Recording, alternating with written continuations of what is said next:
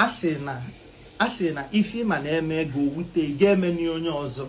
o nwere ihe mfụ na social media the ten top pieces and very very happy ka ihe dị ya ka Verydarkman si je revolve ọ mata Mohbad ọ dị m ka akpụhitekwa m n'ọnwụ ị na-ege unu anya na-afụ na onwe ka nsi nọ dị since ọ na-ewute m and where we come from you don't bribe us with money onwere ihe ego bụ even Pope nwụ ọ kwụsịrị ka ụka na Vatican City ka agwa na nwere onye bụ ome Mohbad it can happen to me kezi onye mụnwa bụ ebe na-ekpe nwere ikpe Mohbad ọ bụrụzi amụnwa it can happen to anybody ọ maka mata Mohbad a mee mụ na ụmụ nwaanyị ji sebe okwu ọ bụrụ na amara ọkụ unu malụ ị na-ekwu ka achọta ihe gburu nwa ụmụ nwaanyị mebe women supporting women she is breastfeeding how do you expect a girl that is nursing her side to come and do DNA you know that kind of a thing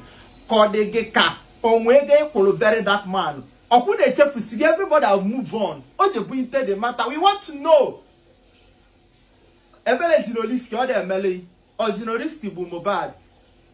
ọ ka mma na m afụrụ ya kalie na mfụ ya n'ọdị anyị o nwetara aka isi ka mkpọlu nta abụ Monday morning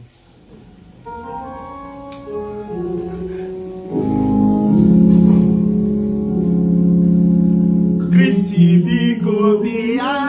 na mmadụ adịghị ike onwe ya bụ